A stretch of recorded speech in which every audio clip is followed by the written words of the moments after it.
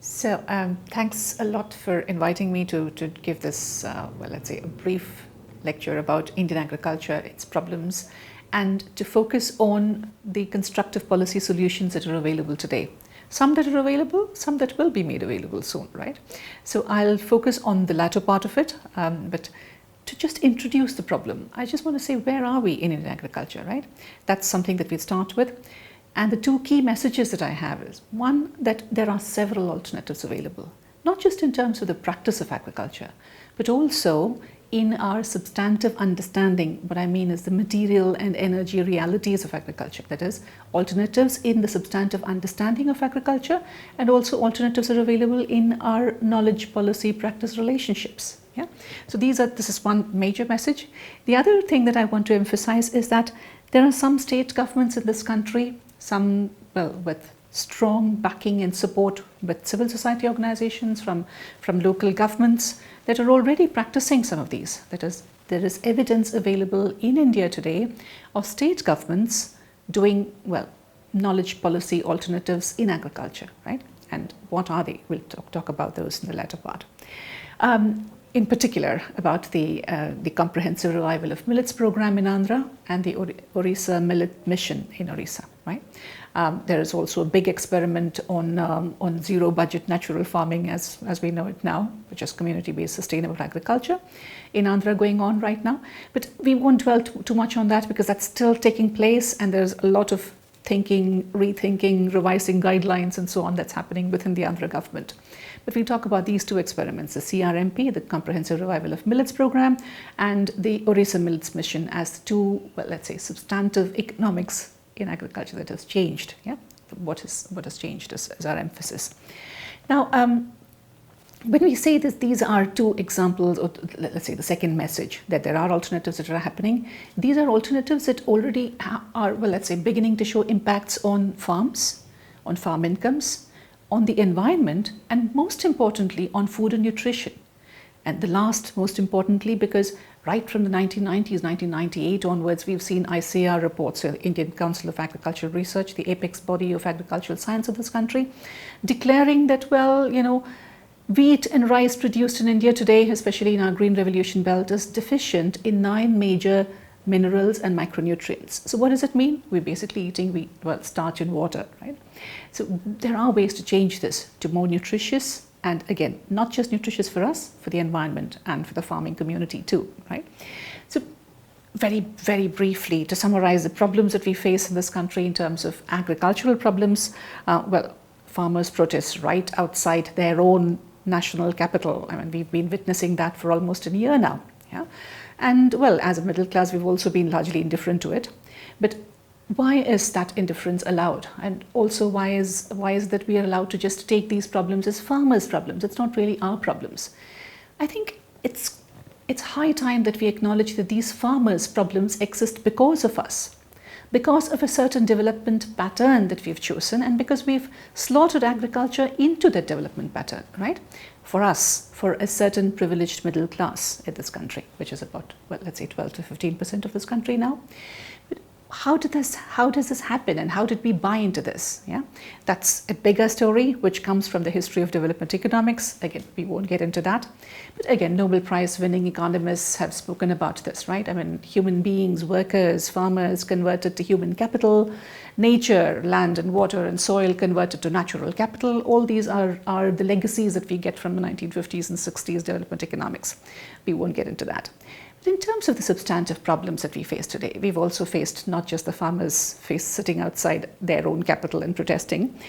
We've seen, well, decades of farmer suicides, right? I mean, lakhs of them dying of their own volition because their chosen profession is no longer viable, is not keeping them alive now, right? Not allowing them to bring up a living, right?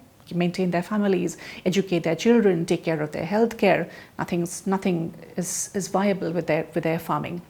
Who pushed them into this?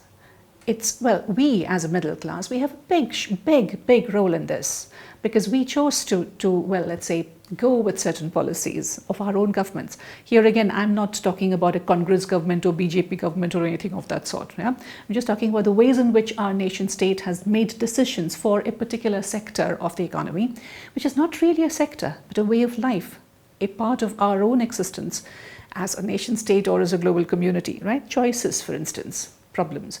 Choices of crops, crop livestock systems, well, shifting 16 to 18 crops per hectare, in Punjab, for instance, farmers will tell you that, to just monocrops. Choices of, well, chemical fertilizers, massive. I mean, I won't even get into these numbers of lakhs, crores that is given as fertilizer subsidy.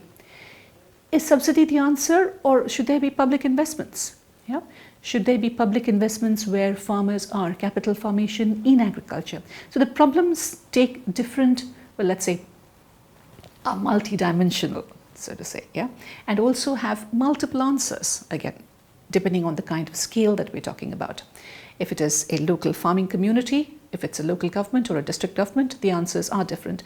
And the ability to make these policies at the block level were also discussed in this country once upon a time, right? Late 1970s, you will recall, there was a lot of discussion about block level planning, right? But that was given up. That was given up, and instead, the chosen path of centralization and consolidation of everything related to agriculture was what was adopted. Now, let's again not emphasize too much on these problems, but talk about what are the solutions that are available today. The question of how we got there, like I said, is the legacy of development economics. But we also chose to encourage a particular kind of, well, let's say, supply syndrome of the state, right? The state decided to supply everything from the Green Revolution, well, let's say the major inputs like irrigation, yeah, water, chemicals, yeah, the seeds, everything, right? And as the supply syndrome becomes stronger, there is a certain section of the middle class, the certain section of the well, let's say, the receivers of the benefits of the subsidy, all in the name of the poor farmer. Yeah, the gains from the subsidy go to a certain section of the population and not really to the farming community. Here again, the legacy of development economics plays a major role, right? Now, why are we talking about this? Because here again, the answer to, well, let's say the Punjab farmers and their protests, in terms of markets, right? Markets as, let's say, or the idea of marketing surpluses, well, we've all bought into this now of, long value chains of processed foods available on supermarket shelves, not short value chains or value networks of locally produced and processed nourishing food, yeah, healthy ecosystems and healthy people, jobs, decent work that comes with that processing and marketing, right? We don't talk about that. We don't talk about a substantive, a material relationship between agriculture and the non-farm sector. In our villages, in our local, well, let's say peri-urban and urban areas, yeah, we don't talk about that anymore. There are experiments that reveal these answers. The question of energy, again, one of the most wicked problems that the world has faced, the water-energy nexus in agriculture, yeah. Why are we talking about irrigation as the solution? Yeah? When did irrigation become the answer to agricultural production and productivity? Because all along, right from the time when we settled down as, from hunter-gatherers to well, let's say, settled farming communities, we chose riverbeds because, or river basins because they were moist, that there was soil moisture available. Yeah? The supply of water as a precondition to agriculture is actually a well, let's say, early 20th century, mid 20th century answer. And it becomes the answer for, of course, the Green Revolution, right? And again, let's remember that the Green Revolution, though it's now identified with the high-yielding variety seed and all the revolutionary jump and all that in yields, the Green Revolution actually starts with irrigation and chemicals, or in other words, with chemicals and irrigation so that the crop wouldn't die because of the application of chemicals. The chemicals are a legacy of the Second World War surpluses that were available in the developed world, which had to be taken somewhere, right? The technology to develop this was available. You had to take these chemicals somewhere. Of course, the Fritz process and the production of nitrogen and so on. Well, even in the pre-independence period, one of the focuses of the 1930s was the fertilizer committee, right? To invest in fertilizer, because by the 1930s, fertilizer production had become the norm, that people could actually produce, as Einstein says, pull nitrogen out of thin air, right? We could do that. So we had to invest in those.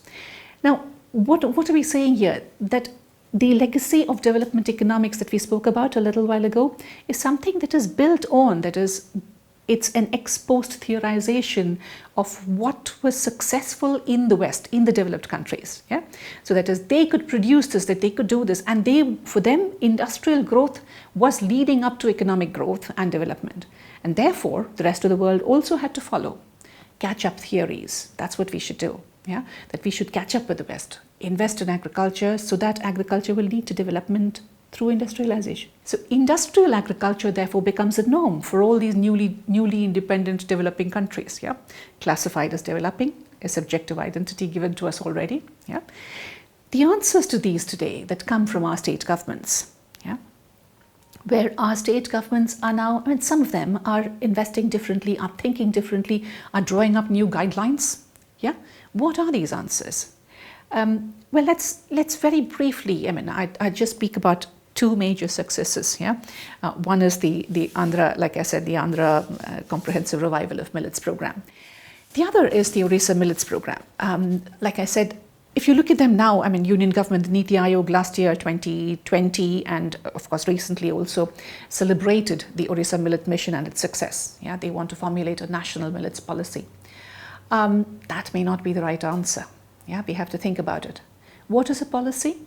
A policy has several components, right? The major component is the goal. What do we want? Why do we want a national millets policy? Because maybe rice and wheat is not nutritious now.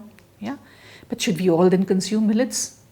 We've always been a subcontinent that's consumed a diversity of staples, right? Right from the staples like jackfruit, raw jackfruit, tapioca, which is consumed as a staple diet along with, let's say, fish or beef or any of these, well, additives that go with it. I mean, there was a food culture, there was a diverse food culture that existed in the subcontinent, which is gradually wiped out by the rice and wheat revolution, right? Rice and wheat, the focus of everything, ranging from the price support policies of the state to public distribution systems, to input supplies, to technologies generate for these, yeah, for these two commodities, rice and wheat.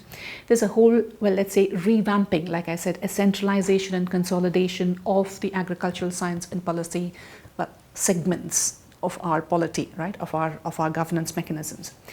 So there is one goal and there is a set of policy instruments chosen. So there's a policy goal of food security, a set of policy instruments that are chosen for these, and a set of implementation practices. As Arun Ghosh writes in the late 1980s, 89, yeah, when actually India had a choice to turn towards decentralized, localized systems of production and consumption, or to turn towards globalized, liberalized production and consumption. He chose the latter, of course. But he says that centralization and consolidation has actually suffocated four of the most leading sectors in this country: agriculture, rural development, health, and education. We are still there. Punjab farmers are still crying to the union government. Why can't the Punjab government do what Orissa government is doing? Yeah? Why doesn't the answer come there? Because of this massive set of subsidies that sustain that system, right?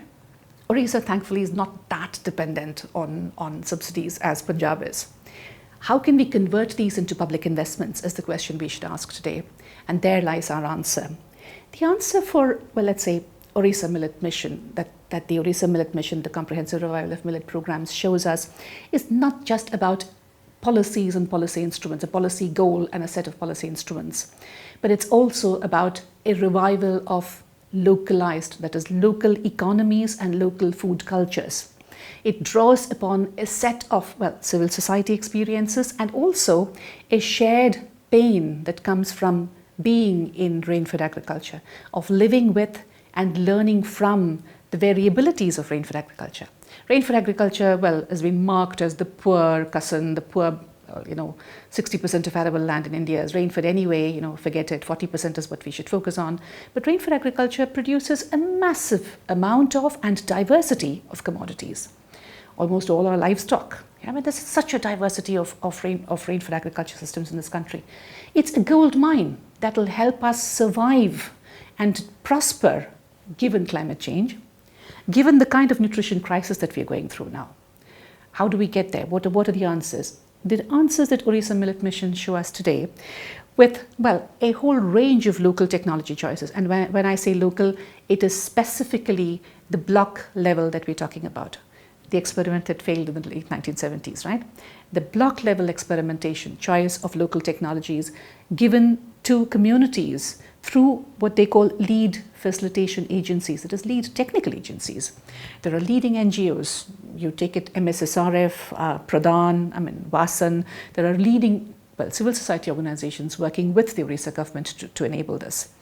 To identify, the local technologies that will actually feed into the local ecosystem and local work, employment that will come with the local technologies. Recall Amulya Reddy, right, 1970s, talking about how will India move out of this, what we call capital using technologies, and labor saving, to more labor using and capital saving.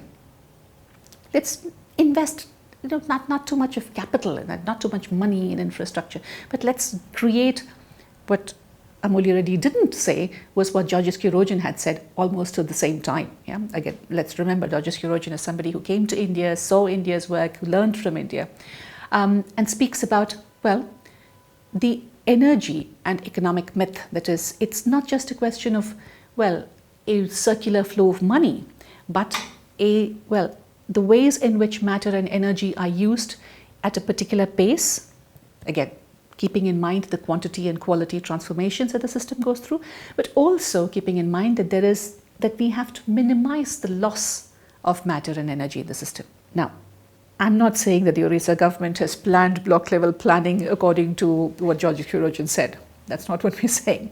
But what we're saying is that the theoretical and empirical, demands for these came much earlier, the 1970s, with the oil crisis, We never took those seriously because we were comfortable with fossil fuels. Now, with demands to leave fossil fuels underground and all these, we need to think about what the alternatives are in terms of theory, policy choices, implementation mechanisms, all leading up to, a particular metabolism of the local economy, which will sustain, decent work, like I said, employment, a decent income for farm and non-farm actors, and extremely good, that is low entropy, a minimal loss of matter and energy in both farm and non-farm sectors. Now, this is something that the Orissa government has shown with its Orissa Millet Mission. A lot of work needs to be done on that. What we also see with the Comprehensive Revival of Millets program is, like I said, the legacy of civil society organizations. Let me just very briefly talk about what does this food culture thing mean. It's not just about gung-ho nationalism or national food or something like that, not that. But a local food culture is also related to the local inequality that people see. The Deccan Development Society, one of the pioneers in leading this millets-based state nutrition programs, which is the Orissa Millet program in Orissa. Deccan Development Society speaks about millets through what they call MINI, that is women's networks of millet-based learning together. Not just about millet production, but about millet processing, consumption, its nutrients, other crops that go along with it, women who make videos, women who talk to each other, women who also save seeds and encourage people to cultivate these seeds, buy them. They hold local biodiversity festivals. Big events in the subcontinent, not really reported by our media, but these are big things. One of the things that really strikes me as crucial in this local food cultures, as the basis of the science and technology that changes in millet production, is the naming of millets as Dalit crops. P.V. Satish, who heads Deccan Development Society, calls them Dalit crops, not just as the mainstream would see it as something that is denigrated, but as to be something that we should be proud of, that we should be happy about. That here are certain crops that have thrived and done well despite the legacy of, pushing them down through, theorized and, empirically researched development economics of agricultural development, despite the state's policies being about supplying other things, that are not suitable for millet production, that want millets to be replaced by rice and wheat. which did happen in a big way in these two states, in Andhra and in Orissa. But the revival of millets program, building on local food cultures, brings back these crops as robust, resilient, and also highly nutritious, locally adapted, proud of and owning local food cultures through a system of engaging with local ecosystems. So when we talk about the, well, let's say, the precarity and risk of rainfall agriculture, like I said, it brought together a lot of people. I mean, you have journalists, I mean, writing academic works on everyone loves a drought, right? I mean, that is, everybody gains from a drought. Everybody, as in people like us, right? It's not the farmers. So we've had people from, well, let's say, different walks of life engaging with this precarity and risk of rainfall agriculture. But the real answers to it, that is the substantive problems and the identification of some solutions to it, happen in the 1980s, 90s, when people start talking about it, when people start, well, civil society organizations and their engagement. I'm talking in particular about a large group of civil society organizations working on rainfall agriculture get together in a Ford Foundation. He was funded program called the Revitalization of Rainfall Agriculture Network, the RRA network. And they articulate this as a problem that has to do with multiple dimensions. It's not just a question of production technology. It's not a question of getting them more subsidies. It's not a question of giving them, well, let's say, an income, a guaranteed income or something. It's a question of multiple dimensions. And how do we address that? Now that has to be addressed through the state governments. It's not just a civil society organization or a bunch of civil society actors who can do this alone. Now the dialogue for that again starts in, well, the early 2000s. 2013-14, the Central Research Institute of Dryland Agriculture, again a pioneering research institute in the dryland agriculture domain, talks about, well, not just rainfall agriculture, irrigated agriculture as two distinct domains, but about agriculture itself as a sector that is getting more and more vulnerable, open to climate change, I mean, like left open, defenseless. What are the capacities that are needed? They say, well, it's local capacities. The government launches a program called NICRA, which is about, well, climate adaptation, research for climate adaptation at the local level, at the district and block level. How do you do that? Several, well, let's say, actors converge around this problem of rainfall agriculture and again of agriculture in general.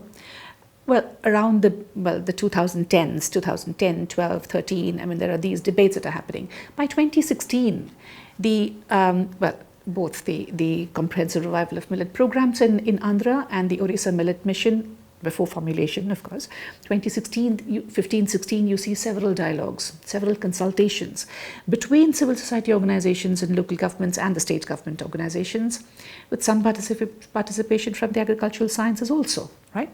What are these consultations? They talk about, well, the state governments need to draw up, if they are committed to, well, resolving this agrarian distress question, and also revive millets. Millets have agency. Millets are not like rice and wheat. You can't just stand up and say, pay obeisance to a McDonald's burger 50 years older than you, because the wheat was harvested 50 years before you were born. But you have to, well, see millets as they are. They are, well, short shelf life crops. You can't just powder them and leave it on a shelf and sell it, 5 years later. You have to consume it within the next, 2 months latest. They are very rich in their nutrient content, and also their local processing and usage is also very diverse. So all these diversities, multiple angles, multiple dimensions of this problem, agriculture, food, nutrition, the environment, pollution, water, a big problem, groundwater exploitation, right? All these converge in these consultations.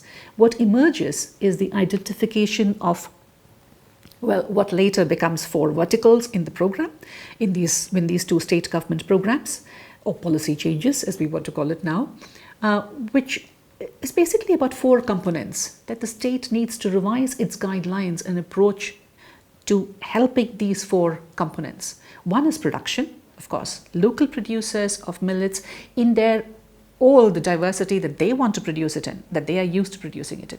We are not going to tell them about, you can produce a monocrop of ragi, you can't produce anything else. If they want to produce ragi with pearl millet, go ahead. If they want to produce ragi with, arhar, that is pigeon pea, go ahead, do it. What is your system used to? What is the best balance of, let's say, pulse and millets that you want to do? Go ahead and do it. Crop livestock systems. But identify the components of production that you can do, and do it with well, a local knowledge system that can contribute to it. Yeah, so that we can arrange, so the state can arrange other components that can work with this system. The production system, this one work component. The second was processing component.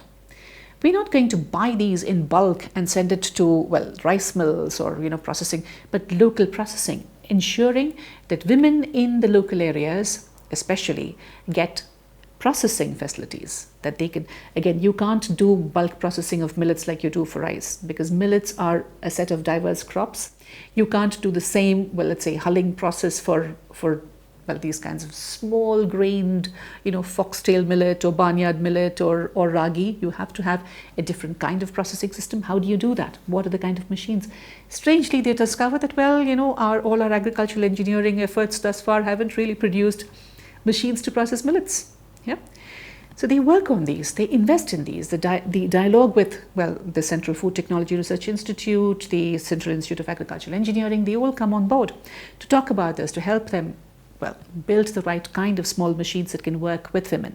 It's not that, again, we're not talking about, well, a Luddite transformation or anything, right? I mean, we're talking about where women can work with these equipments, work on processing for what? For local value networks, not the long value chains, right? There is a thinking about this already. The third, so that is production, processing, marketing and consumption are the other two components. We'll get to that in a bit. But since we're talking about agriculture in particular, let's just talk about these two, that is the production and processing. But marketing is important because we're not just selling, let's say, bulk commodities like a huge mandi, yeah? But we're talking about local marketing and, again, local, that is sale and purchase of commodities. How can, let's say, the public distribution system buy these locally, not wait for it to come through a central public distribution system and supply it back to them, but what is the arrangement, that is rearrangement, reorganization and institutional arrangements, including pricing mechanisms, quality standards that need to be put in place for local systems of production, that is processing and marketing. What are the these were resolved, these were decided at the local level through state level consultations. It didn't come easy.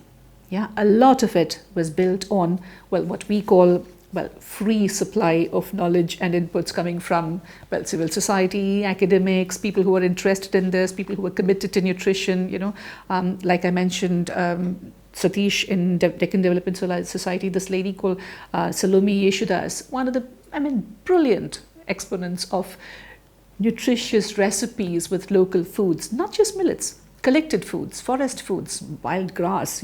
We eat a diversity of these consumption systems that exist around us. We've not always just eaten cabbages and cauliflowers, right? We've eaten all this, and that's how we've formed our local diets.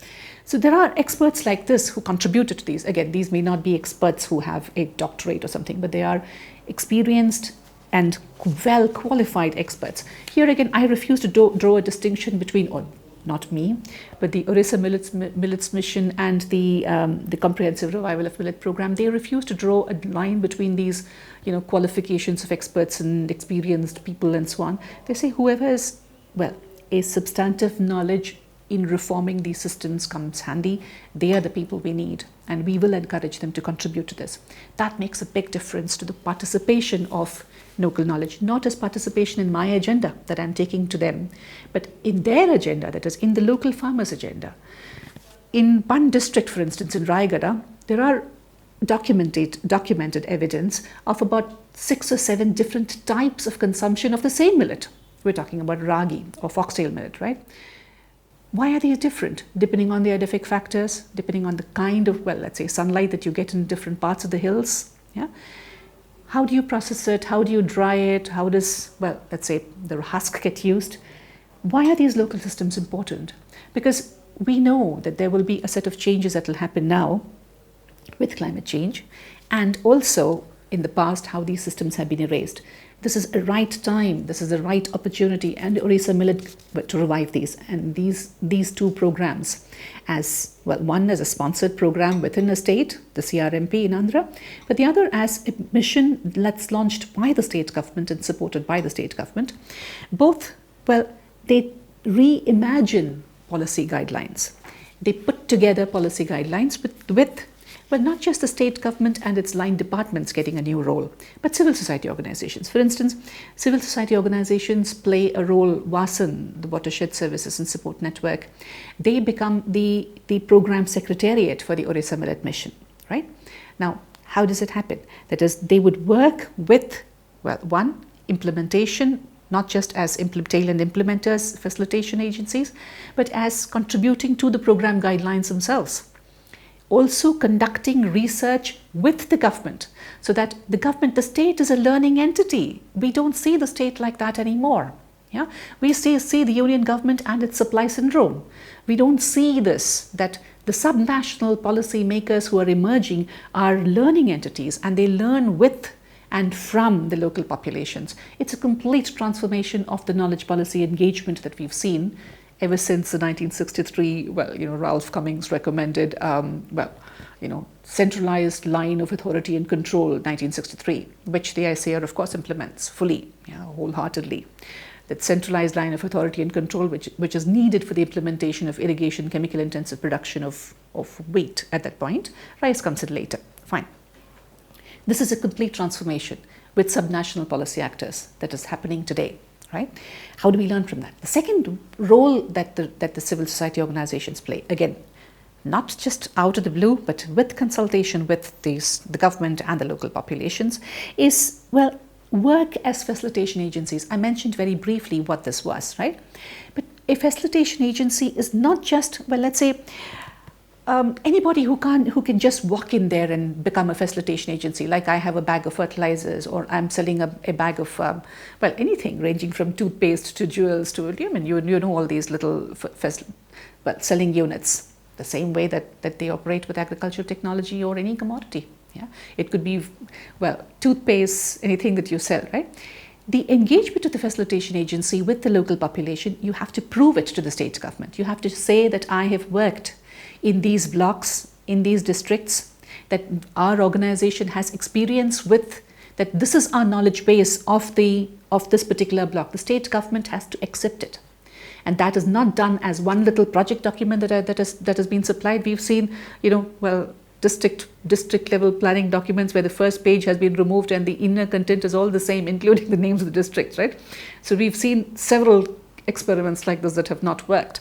But in this case, you have to prove to the government. You have to make a presentation to the government saying, not just the government, other civil society organizations who are also your, maybe local contributors, local collaborators, local competitors, but they will all listen to your expertise, your knowledge of your engagement with, most importantly, your democratic engagement with the local population, right?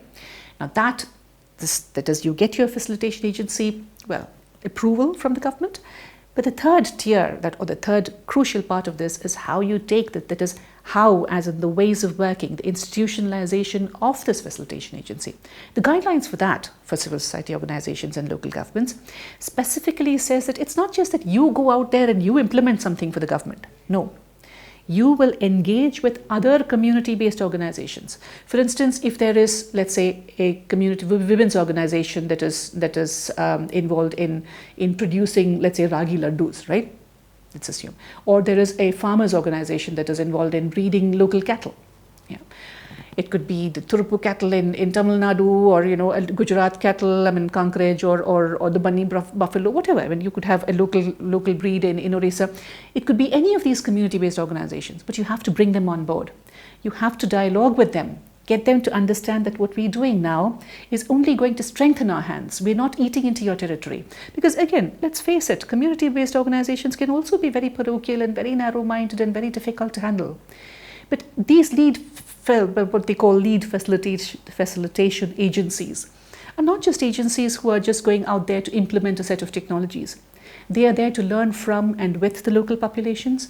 And the key strength that they have there is actually, the ability to work with these organizations. Farmer producer organizations is another new thing that has come up. Yeah?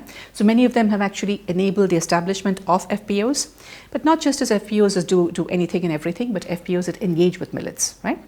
So what they institutionalize in the process is feedback loops.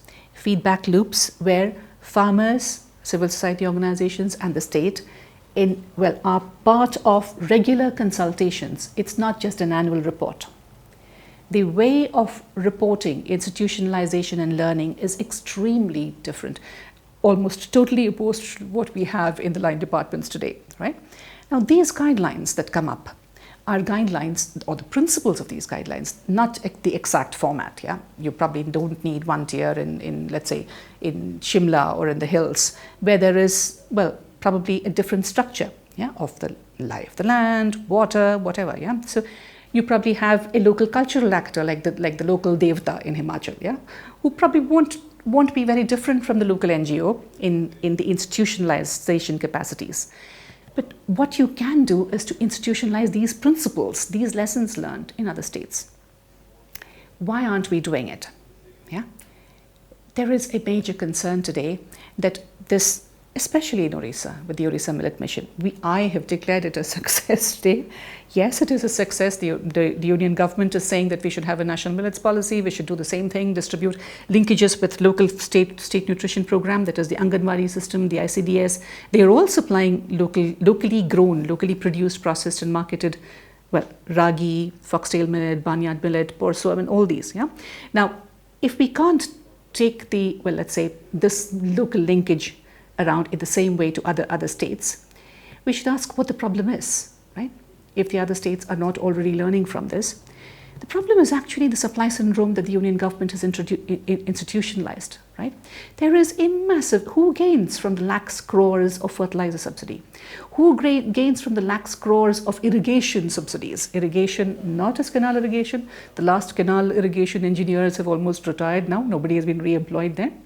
What you have now is what we call irrigation equipment suppliers. Yeah, so irrigation equipment, water saving, in the name of, well, let's say water saving technologies, there is a lot of centralized, subsidized equipment supply. So when we talk about, well, the lessons that we can learn from this, well, let's say redesigning the program guidelines, creating a new millet mission, yeah, there's this big question of should it be in a mission mode, like and also ran along with mainstream agriculture? Because of course, I mean, you know that Sambalpur and these major, well, let's say in Orissa, the rice producing tracts are still, I mean, guzzling the largest amount of fertilizer use per hectare in the country, right? So we're talking about systems that have not completely shifted to sustainable agriculture, or, well, the state itself has not changed its entire policy towards sustainable millets production or any crop production. So how do we then take these lessons from the millet mission within the state and to other states? Given that this is, well, let's say a difficult question, because not everybody is going to change suddenly, especially given the vested interests with the supply syndrome. That is, there are certain sectors of the economy that are completely dependent on the massive union government subsidies, right? For chemicals and fertilizers, for pesticides, for fuel, yeah, all these subsidies. Now, they are not going to move off easily. Also, the corporate interests in processing, in marketing, and also input supply, right? I mean, they're not going to move off easily. But these alternatives, once institutionalized in the, well, within the population, it's very difficult to change them, because once people get used to the idea of, well, this is the way we want to produce, process and consume. Yeah, this is good for our health, this is good for our soils, it's good for our water, this is good for our local work, rural employment, decent work for women, local populations. What more do you want, right? So it may not, well, let's say add GDP, like the way we talk about GDP growth, right? But it is definitely showing prosperity at the local level. That's not going to go off easily, especially as we've learned from the Kerala experiment with decentralization. You know, when Thomas Isaac gave 40% devolution to the local government, people were saying, oh, it's going to be corrupt and it's going to go down the drain. But a few of them did it right the first time. Several of them did it right the second time. And from then on, things have been very difficult to change. That devolution of financial capacity made a big difference to the local government. It's a similar institutionalization and enculturation of this deliberative democratic engagement of knowledge and policy that we will see once this, well, lessons of this become visible to the world. Yeah? Enculturation is already happening, but the lessons of this have to be made visible to our world, especially to our union government policymakers and the state governments, other state governments, including Orissa government, of course. But why are we talking about the union government again and again? Let's face it, if it were not for one small innovation, perhaps The only innovation that our planning system has done in the past, well, about 50 years, yeah, is the RKVY, the Rashtriya Krishi Vikas Yojana, which gave, like I said, Arun Ghosh's critique, right, in the late 1980s, that centralization has killed 4 sectors. Centrally sponsored and centrally designed schemes, CSS, were the mainstay of agriculture. 100% centralized schemes in a country with an explosive diversity of agriculture and food, right? That was a big mistake. What did the RKVY do? It gave 25% of the central allocation to the state governments to say, you do what you want to do for your state. Of course, I mean, Rajasthan government gave that 25% RKVY allocation to Monsanto and said, you give us hybrid maize. Yeah? Maharashtra government did something very interesting. They said, we will implement an integrated pest management program, yeah, for 4 major crops in 28 districts. And it was wonderful, because they learned that they didn't know very much about the local pests. They had to call the NCIPM for help, the National Center for Integrated Pest Management for help. Dr. Vendila here in IARI in Delhi did a wonderful piece of work working with them to train local scouts, local scout managers. What are we talking about here? We're talking about decentralized experiments, whether it is pest management or millets or whatever, where state governments have already got lessons. They already have lessons where, well, if you can just draw up these guidelines, seeing farmers not just as producers, farm households as knowledgeable actors invested in knowledge, technology, and also local employment generation, right? If we see them as something beyond just, well, primary producers, then we will have a completely different worldview of agriculture, and we don't have to buy into these, well, theories of labor productivity and convergence of labor productivity, the Lewisian model or the Schultzian definition of human capital.